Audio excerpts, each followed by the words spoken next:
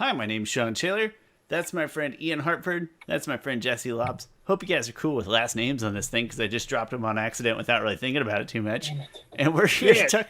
You guys like on Run from the Law or anything? Well, I A was. little bit. Well, fortunately, the law watches this podcast. I guarantee it.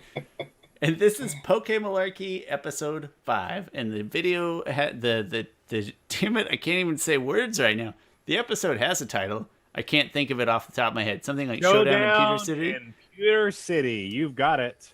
That's one. And that's what we're talking about today. And this, in my humble opinion, is another episode that is borderline terrible, but secretly is the first episode where I think we start turning a corner towards like things start happening. One after the other. Things start happening now. And that's very exciting to me. So sentimentally, big episode for me. Can you guys remember, like, first time you saw this episode? Did you sort of see it in serialized? It was on my VHS. That's VHS. They were right together, and I ruined this VHS because I watched it over and over again. And I think, I'm not certain, but I think I had a very strong crush on Brock as a child. And Oh, who doesn't? that I know that explains a lot. And of course, in the game, and the first iteration of the game in the manga, he's shirtless in these hot pants. I mean, I saw the saucy manga images you sent over. I was like, damn, bro. Brock hard abs. I admired him in the TV show in the same sense where, like, I thought myself a ladies' man and thought I wanted to be a ladies' man, but I knew I wasn't. And there's a self-awareness here that is important. I knew I wasn't, and that's how I related to Brock. I just feel like we should take a moment, though, and if we had hats, remove them and have a moment of silence for the person who has had the most cock blocks in history of cock blocks. Brock has really suffered a lot under the partnership of Misty. Yeah, Misty is Misty's middle name is Cockblock. It is. What is her last name? Maybe it's her last name. It's just terrible. Brock deserves better. He does. He's a handsome guy with a good heart, and he's got a job. So that's like 3 out of 3 in my book. Well, he has a job for a second. I don't know how much it pays, but he has it. I guess I should summarize before we get too far down our hole here. So, Showdown in Pewter City. One fun thing about this episode is we get a nice set of bookends of Team Rocket where they're failing, and that's just failing. We don't have to encounter them beyond their failures. We immediately open with Team Rocket digging a hole, and they do it too well, something they never do. And they fall into their trap, and they're stuck there the entire episode. At the end of last episode, our team of heroes, I love saying team of heroes because that's what the narrator says. They are pointed the right direction toward Pewter City. They make it there. Immediately, they encounter an enigmatic old man named Flint. Flint? Pewter City? Brock? Flint, though, can last name Cockblock. Wait, no, that's missing. I'm sorry, I screwed that up. Flint can take them down into Pewter City and even point out to Ash not only where the Pokemon Center is, but where the gym is, where he will have to fight Brock, Pewter City's gym leader, who is a rock-type expert. When they get down there, of course, more than once, Misty offers to help Ash fight Brock, and Ash, being Ash, says, "No, I'll do it myself." And of course, the first time he goes, he is soundly defeated by Brock and has to surrender. Up gets an ass whooping. Ass whooping. Out of something so obvious, none of us would take a Pikachu to a rock fight. It's just not what you do. He basically Ash does it. In my other podcast, when we reminisce about getting in trouble as kids, and my friend Chris says his dad would make him go get his own Switch, like make him pick his own Switch, right? Which is like the most devastating mental. That's what happened to Ash. There, that's the kind of ass whooping that he got. Yeah, you're right.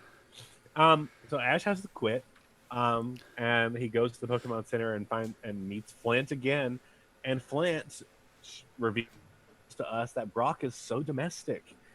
Brock's mother's dead, and his dad's a deadbeat.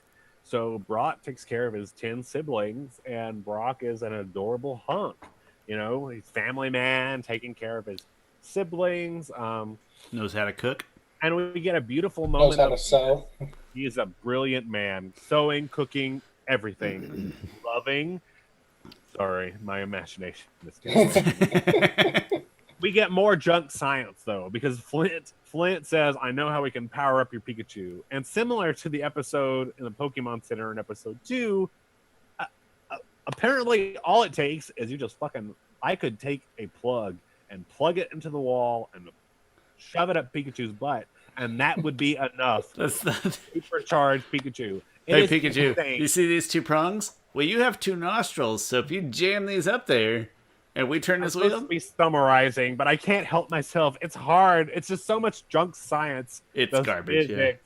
The first good science is in the episode where they go to Grimer City, where the city with all the mucks and Grimers or whatever, and they use the hot and the cold to break the lock. Sure. I always thought Oh, that was yeah. kind of clever. At least But that's intelligent. That's the first real science that happens But in the show. fortunately, it powers up Pikachu enough so they can go back. Pikachu blows Geodude out of the rocks. Out of whatever, yeah.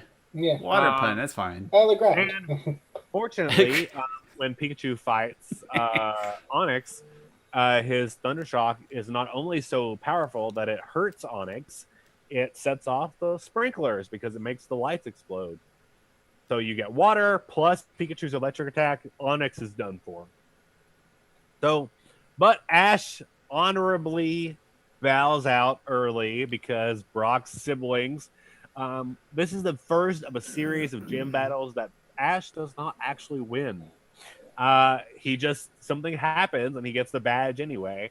But in this case, it's because Brock's siblings hang off of him and he feels like he's a bully, so he just leaves. But Brock, fortunately, runs after them and gives Ash the Boulder badge anyway, where we find out that Brock's deadbeat dad is Flint. And I guess because this is a Pokemon show, it's not a big deal. But if this piece of shit revealed himself to me, I would be so fucking mad. You've been in Pewter City this entire time selling rocks, and I've been taking care of 10 kids. Your kids, you piece of shit.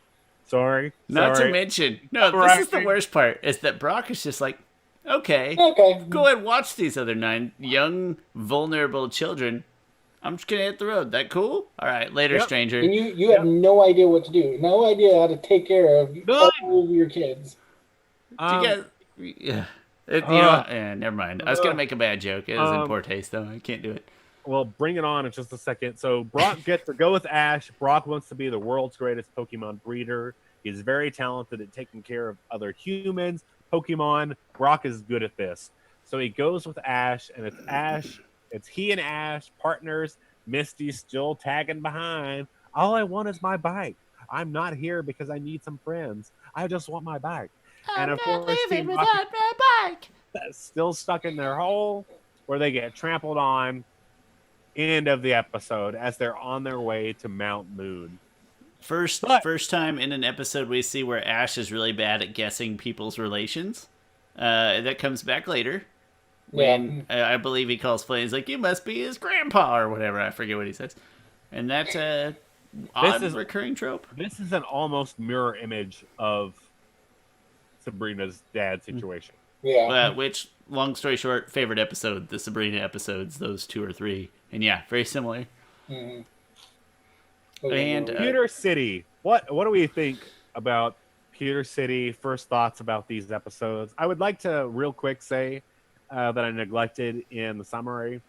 Ash goes to the Pokemon Center, only his second one he's ever been to, and is, as a reasonable human being would be, very shocked to find a carbon copy of the nurse he met in Viridian City here. But it's her sister. It's her sister. Her totally, younger sister. Totally makes sense. We know... which, how does that even make any sense, that they look the exact same? Somehow, sisters, cousins, third cousins, fifth cousins, granddaughters, it doesn't matter what you are, all joys look exactly the same. But they named them all the same. That's the more troubling part. As a child who was always interested in Japanese things because I liked, I liked Pokemon, I liked video games and things like that, but I didn't always understand the tropes. So, like, the first times as a youngin' where I saw it in anime where, like, their noses would bleed when they got horny or anything weird like that. Yeah. And it didn't make any sense to me as a child.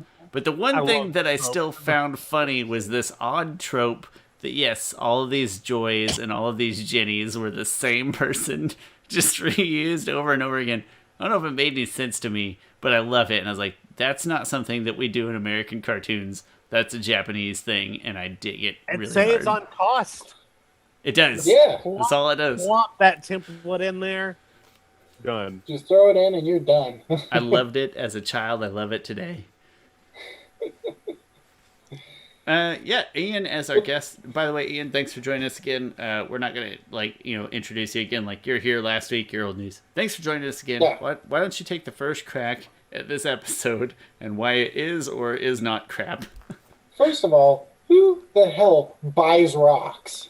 I don't understand. How is this guy making a living selling rocks? You could make a in case the Rock for like City? you could make a case for like crystals or valuable like attractive things. He's literally got shelves of rocks. Just rocks of all different sizes. Regular as rocks. And then charges people rent for sitting on them. And he doesn't even have to take care of those 9 kids that I'm sure he's not paying alimony for. No, he is not.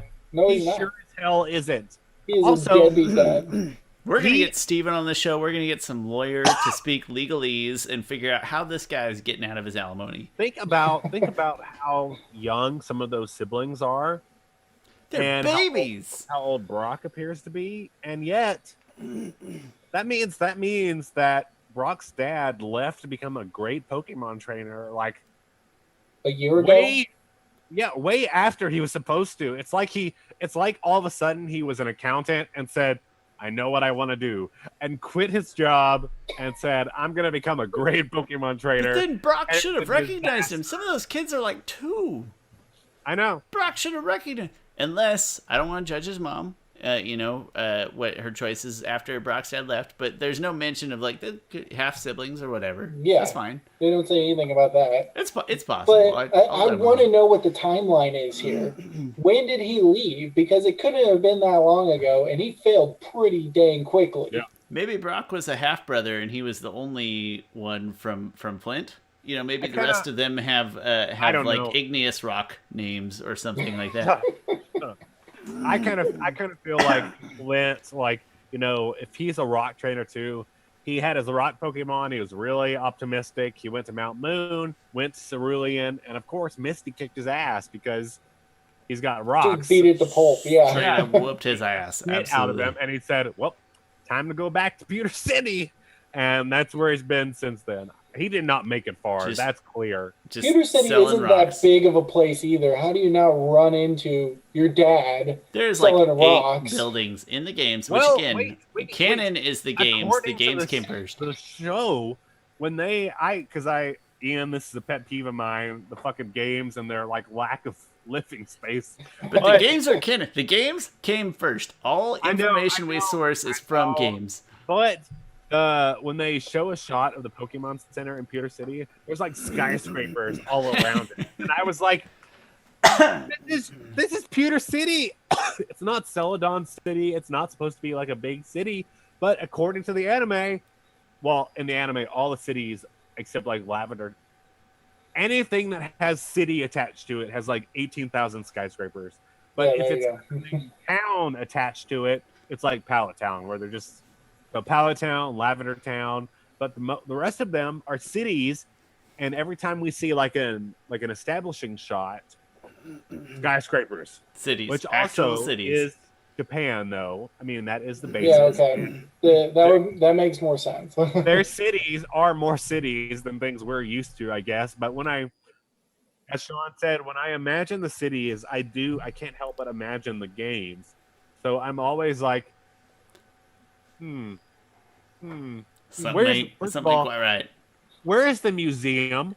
Where all these skyscrapers are here, but where's the famous Pewter City Museum that I visit on a regular? Which is mostly a gigantic waste of time. Also, if we're going to complain about I the games, love the museum. No, it's a crap museum, Jesse. You cut it out. I've been to so many better museums. It's bad. Ian, next complaint. Next complaint. Sorry, or compliment, whichever. You heard it here. Sean hates museums. I love museums. That one's crap. I just wonder about the It's legality. the only one in Kanto. so, so Misty offers up her Pokemon for a gym battle. I'm just wondering about the legality of that. This is a regulated tournament. Is she able to do that? Just give up her Pokemon? Why even train anything when you could just go and rent something? In a world where arbitrary Pokemon levels determine whether or not your Pokemon will listen to you, you're gonna go borrow a Pokemon from another trainer? Exactly. What? You Who know, knows how Horseshit is which what is that which is great though, because she is a gym leader, and she's telling Ash to break the rules. If that's the case, Yeah. like who cares, Ash? Just do it. Do it. Just do it. But at least Ash could have listened. Like, just take a note. Yeah, like go He's grab a such a Goldeen dick. or something. Come on. He's got way too much pride for a 10-year-old. Ian, your kids aren't We're quite all there yet. I graded. imagine when they get 10 that you're going to come back on this podcast. You'll be like, never mind. 10-year-olds have Never mind. lots of entitlement and pride that they do not deserve. That's what I guess is going to happen. It's just that's 100% my this 4-year-old. undeserved confidence that they should not have, and it's going to make more sense at the time. But yeah. To be fair, all of us at that age think everything is possible because we haven't had reality beat the shit out of us yet. You're right. Yeah. We haven't been beaten Here down we by are, 2020 yet. 30-ish, all three of us, and we're like, God, I wish I could just talk to my 10-year-old self and say, You're a little shit, don't 10-year-old Sean. be There- disappointed, because you're going to be disappointed by everything. I was a pretty good, pretty happy kid, and I'd still like to go back and give myself a target to like, listen, your prospects are solid, but I got to tell you some things. No, I just have to ask, does Caitlin know that she's on Twitch right now? Because I hope she does. Do you know that you? Hi, Caitlin. That's Ian's wife, Caitlin, and she's great. I did assume it was his significant other, at least. Yes. Anyway, so we're at, what are we at? We're like 17 minutes out of 35-ish total. Final episode complaints, keys, of course. I also think kind of the crap of them powering up Pikachu. Like, he's What a not load. a battery. What a load of shit. That's just a damn wooden mill. This is a hydroelectric plant. I told my boyfriend, I was like, that's not a hydroelectric plant. That's a water mill. Enough electricity to do anything. That's a wooden fan blade and a motherboard. That's all that shit is. And if you look at it, it's just the wheel hooked up to a battery hooked up to Pikachu. It's not even a But battery. again- It's just it's a capacitor. Just a Again, big that's, capacitor. That's all. that's all it takes is you just hook Pikachu up to something that you have to pedal, and that's it. We're just gonna stick these band-aids on his cheeks and plug that in, and he's gonna be great. Yeah. That's later, I think. Right? I think that's later. Yeah, Whatever. that's exactly what he did. Yeah. But I'm gonna defend this episode just for a second and say that we get a gym battle, and you kind of get that first sense of Ash, like, quote unquote, overcoming adversity, being an honest kid, like not taking the badge for the sprinkler going off. I like to think it's because of the siblings, but also in my head I think he knows the sprinkler made it bullshit. So you kind of first get these first glimpses of Ash is stupid, but he's a good human. And also you get some gym fights, and you get Brock joining the gang. So in my mind, it's still a quote-unquote like a good episode, at least in a memorable way. Yeah, I agree with that. Yeah. I mean, insofar as much as that Ash actually gets some, real, like... Something happens. Something Even if- actually... Even if he's not very good at it at first, he's starting to learn. Again, albeit very slowly, with a large, very, very steep learning curve, but he is getting there. Yeah. He's working on it. It's close, and you get to fight a Geodude is... just grab a water or a plant, anything, Ash, you moron. Come on, you're killing me. let's take like maybe 5-ish minutes to talk about game. This is an important chunk of game here, and then we'll move on to, we'll have like 10 minutes left for manga. Gameplay, you get to Pewter City. Ian, what's your strategy at this point? Well, usually I always pick Squirtle for my starters for these ones, so easy. I'm on a Bulbasaur starter, so I got an easy path as well. Yeah. You finally get these other trainers before you get to Brock. In the game, you have to hit like 2 or 3 other trainers. Mm-hmm. Sometimes there's like a light riddle element before you get to the main trainer. Jesse, you're a Squirtle guy, right? I'm a Squirtle guy, yep. Anything that can get an isolator on, I'm all there for. So Squirtle. So none of us is struggling. As non-Charmander people, none of us is really struggling when we get here. Pokemon Yellow, let's say you're playing Yellow instead. What do you go to here? Always have to go get the Nidoran. Oh, can you go to the next sort of like the next route and grab Nidoran? Yeah, you go on the next set. So where is that? Like Viridian City or whatever. You just the Victory Road. Yeah, Victory Road. Catch one of those guys. There's no Nidoran on Victory Road, is there? Yeah, there is. There sure as hell is. They're both of them. You get a Mankey there too. So I know the Mankey, but I didn't know the Nidoran. Yeah, Nidoran's right there. Not Bellsprout? You sure we're not talking about Bellsprout right now? Sure. 100%. I've been... Whatever. Okay, that's fine. I don't play Yellow anyway. That's the only place you can get one early enough on to be able to do that. I thought it was on a path beyond Pewter City, so it still made sense to me in that regard. Like it was on the next path forward or something. Okay. You can get them there. Yeah. Yes. But earlier, Victory Road, that first stretch. Mm-hmm. Okay. And then by the time you get past there, you've already got a Nidorino, and then just use the Moonstone that you find later on, and before even the second gym, you got a third of evolution Pokemon. So yeah, you can't, you won't have the Moonstone by this time, but you'll still have, ideally, a Nidorino by this time. If you don't have a Bulbasaur, which, just get a Squirtle or a Bulbasaur. You know what, I just, Bulbasaur, the Leech Seed to wear Pokemon down to catch them. I don't think I'll ever budge from that strategy, but that's okay. That's fine. Yeah. Yeah. Then you get double kick on that guy and go to town. I was a strong Mankey fan. If I was playing Pokemon Yellow, get Mankey and power him up, and that would work well enough. And a low kick, right? I think low kick, does that works well in the fighting types? Yeah. I think low kick might even be the one that's like predicated on strength or defense of the opponent or something like that, if I'm not mistaken. It's like weight or... Yeah, there's something that makes it good against rock types in particular. I forget which portion. Yeah, but it is an important chunk. As Jesse and I complained, it is a small town, a disappointingly small town. But you get your first battle. You get to explore the museum a little bit.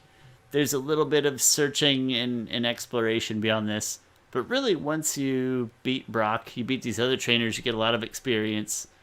Use those trainers wisely, and then you beat Brock. And the world, I want to say it feels like it kind of opens up a little bit at this point. So it's important to beat Brock. I mean, you can't go on unless you beat Brock. Well, I definitely articulated that. Opens up when you beat Brock. I articulated that very shittily, but it's important to your experience that you beat Brock and that you give the game at least that much of a chance, because after that you start actively catching a much broader range of Pokemon, having a little exploration potential and all that stuff.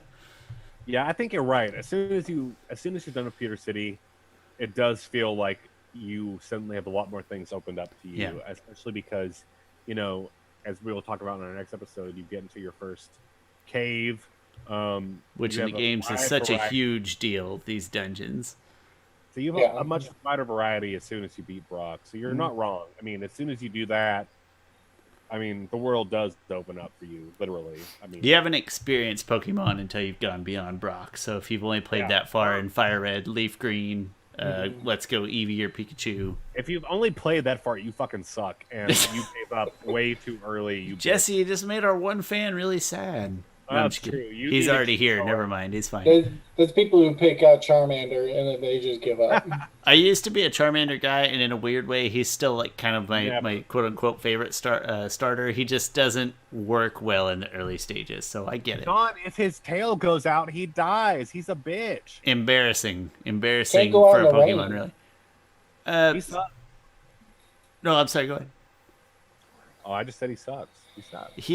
But he is he's a flaming lizard, and as a person who likes dragons, that has a lot of appeal to me. Except he's not a dragon, which is the worst part. But in my heart, you can't see me. I'm covered. In here, in my heart, that's not just a black hole. He's a dragon. We've got 10 minutes ish left, and I know the manga, after several weeks of waiting, kind of sort of almost meshes up with something related to the TV show here. Jesse, I'm going to try to show some pictures. When you watch the video later, it's going to look stupid to you, but I'm going to do my best. Okay. Before you share pictures, let me really briefly say, before the pictures I shared with Sean are all about relating to the showdown at Pewter City, the gym challenge. They're all about fighting Brock. But in the manga, one of the big things that happens is Red meets Pikachu. So it takes in the manga this long for the main character to meet Pikachu. When he gets to Pewter City, he finds all these signs that say the Pewter City Merchants Association is after this mischievous electric mouse that's eating their produce from their stands. Red comes across Little Pikachu son of a bitch. and chases Pikachu and ends up catching Pikachu. This Pikachu, like the one we love dearly, does not like to be in a Pokeball, is a bitch at first. Really, just shit, refuses mostly, yeah. He really refuses to let Red do anything with him. At first, even when we get to the Pewter City Gym, which we can now show the pictures, Sean. I'm gonna go ahead and. I'm trying my best. I'm kind of fucking around here unsuccessfully, but I'm doing it. You keep rolling. I'm gonna do what I can. So we get to the Pewter City Gym in the manga, and we find out that Brock is looking for someone to fight him, and Red gets there, and he beats the shit out of the early trainers with his Poliwhirl and his Bulbasaur. Of course, as we know, water and grass have no problem, and he just blows right through the competition. One of the problems of Blue, his rival, who at this point already has a Charmeleon, is fire. He has a hard time, Brock even, it sounds like in the manga, Brock won't even come out to challenge Blue because he doesn't think Blue is a worthy enough opponent. But because Red has a Poliwhirl and a Bulbasaur, he just blows through Brock's underlings. At that point, Brock says, finally, someone who can challenge me. And Brock immediately sends out because Onyx. At this point, because Red has been fighting the others, his Poliwhirl and his Bulbasaur are exhausted. They can't fight anymore. So he has no choice but to send out Pikachu. And he just caught Pikachu when he just got into Pewter City. Pikachu is not interested in fighting. He just hops around the ring because in the manga, it's a literal ring, like a boxing ring. Sure. Because why not, right? Yeah, Fighting why type not? Pokemon. Well, rock type. Never mind. I'm stupid. But it's weird. But Pikachu just hops around until suddenly Onyx gets real close to hitting Pikachu.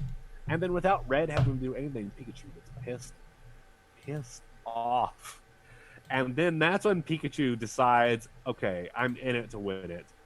And Pikachu, all Pikachu has to do is one Thunder Shock, and this Pikachu blows Onyx into 1,000 pieces. The manga is really kill him? alarming. Well, it shows in the manga Onyx being broken shit, he up killed into him. several different boulders. Oh, snap. Brock going, no! And then Brock falls onto the ground and goes, it can't be. And He that's it. killed him. He killed wins Onyx. his Boulder badge. the manga is never clear enough about a Pokemon fainting and what appears to be a Pokemon just fucking dying. It is very alarming. I do not like it.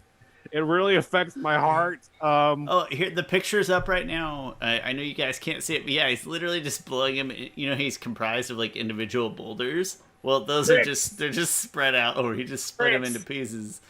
And Pikachu looks very classy and cool as he finishes the battle with like no sweat. And Pikachu wins, and it's this in the manga. It's this battle that brings Pikachu and Red together. They're finally teammates. Actually, right after this, and I didn't send you the screenshot of this, Sean, but Red shows Pikachu his other Pokemon, his Nidorino, his Bulbasaur, his Poliwhirl, and he says, "Welcome to the team, Pikachu," and he extends his hand to shake Pikachu's paw, and then Pikachu shocks all of them in classic Pikachu fashion. Pikachu ain't no bitch. Yeah, he's just gonna do what he wants to do.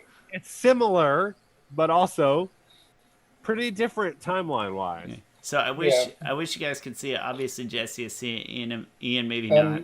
The thing I'm watching your Twitch stream, so I can see it. Oh, okay, excellent. So it's just kind of got the pictures on a slideshow loop. But the thing that strikes me is that Red, and even like Red looks like he's like 8 years old. Like he legitimately looks like a 10-year-old instead of Ash, who is exactly as tall as all the adults. And then even Brock, like he's still Brock. He's clearly Brock, but he just looks like a kid. It's something about that kind of chibi style, maybe. But Brock just looks like a kid instead of, you know, in our minds, Brock is kind of the adult of the group, just because he cooks and cleans and sews and all that stuff. In my mind, Brock is at least 18 years old. At least. But in this manga, he looks like he's like 12. He's not. I really need Brock to be of age. Yep. In my mind, Brock is. He has to be. No, Jesse, I totally agree with you. But in the manga, he looks much younger, right? The style of the manga. It's just the style, Sean. It's just the style. Don't take this from me. He's 15. I would never. Oh, what? He's 15. He's. Last week, Neil is bringing. You know what? So Everything about as a child, it was fine for me to lust after. Everything about our show is just getting flagged by the FBI. It's inappropriate, and we're really sorry. I do love how Brock, there's a scene of Brock has got his arms crossed, and then all of his Pokemon, Graveler and Geodude are behind him with their arms crossed, like looking just like him. It's a really neat shot. I dig it. I need to read these. Like they look pretty cool. They are Ian. They are wild. You'll be in for some shocks. Real briefly, the biggest shock. You remember Koga? Yeah. Leader. Well, apparently he's a member of Team Rocket and shows up in the next issue. Okay, that guy was shady, and he clearly is a bad guy. Like when you meet him in the show, you're like, I know you're supposed to be a bad guy. You're definitely a baddie. he just all kinds of shady. We have arrived at about we've got 5-ish minutes left. Again, I don't know if you heard this. Our tagline that I've just made up tonight is that we're the only Pokemon podcast limited by the 40 minutes of free Zoom calls that we can use to stack each other's heads. However, to be fair, if you've listened to any other Pokemon podcasts, dear God, a lot of them do go on for a long time and are terrible. So my other podcast, for example, is very long, but usually we're talking about it's Avatar: The Last Airbender, and there's like a lot of deeper themes and meanings and stuff. I don't know if I could really spend that much time talking about a single episode of Pokemon. So I think that the Zoom limitations are secretly a blessing in disguise for this particular podcast. When we get to the Pokemon movie, however, we'll find a way around it. I've got a different idea for how we can just use Google Hangouts when the time comes. But like I said, we're at about 4 minutes. I want to give Ian proper chance to say his goodbyes. Ian, final thoughts. Any of the previous episodes, any content previous to this point, final comments, final thoughts. So are those Pokemon dead? Really, I mean, yeah. Like another thing that goes back to the one that we talked about before, when Pikachu like destroys all of those bird things, the Spearows. Yeah. Still doesn't catch one. Still Dick. doesn't try and catch one. Stupid move. They're Ash. all freaking dead over there, and he doesn't even care. You could pick one up off the ground and stuff it into a Pokeball if you wanted. He could stuff it into his backpack. What is it about the Pokeball that hypnotizes Pokemon into being like, you know what, this is cool? Like, is it really cozy in there, and that's what changes their mind? I don't know. All that matters is Ash fucking sucks. He's terrible. He's the worst. He's the worst. He's terrible. He's Uh, a sweetheart, but his earnestness is what makes him dumb as hell. That's and what he's still really dumb for several many episodes.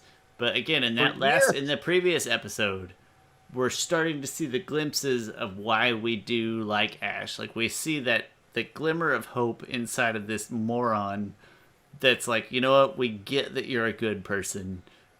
Really deep down in there. I think it's all of us know what it feels like to be like so motivated for one goal. Even if we know we may not be the best fit, but all of us know the experience of having one particular goal that we set our minds on. And Ash is a really good embodiment of that. He has one goal. And even if he's not great, he is sucks at it. He is determined. 110% committed. You're right. He is determined. No one has as much determination or commitment to something they're not that great at as Ash Ketchum. Absolutely not. Fact. I think it's also a good kind of role model too. That no, he's not the best. He doesn't win all the time. Yet he still has a positive attitude about it. Right. And that's kind of how you need to live life. Even if everything's not going right. He does care. He does care for his Pokemon. Yeah. Like, at the end of the day, I make fun of Ash all the time for his earnest heart-to-heart. Because it's so easy. But he really is devoted. He cares for them. And in this world, compared to people like Team Rocket or other shitty trainers, what more can you ask for if you're a Pokemon to have Ash catch him? Yep. So you may not win, but he cares about you. Mm-hmm. So we're within our last 20 seconds or our last 45 seconds or so here. So, Ian, real quick, thank you so much for joining us past 2 weeks, or past 2 episodes, if you will. Jesse, thanks as always for joining me. Looking forward to the next time, as always. Probably bring you a different guest because it's been a lot of fun to have guests. In the meantime, I'm Sean. That's Ian. That's Jesse. Thank you for watching PokéMalarkey, episode 5. This time, Showdown at Pewter City. It's been a real treat. I'll see you guys later, all right? Yep.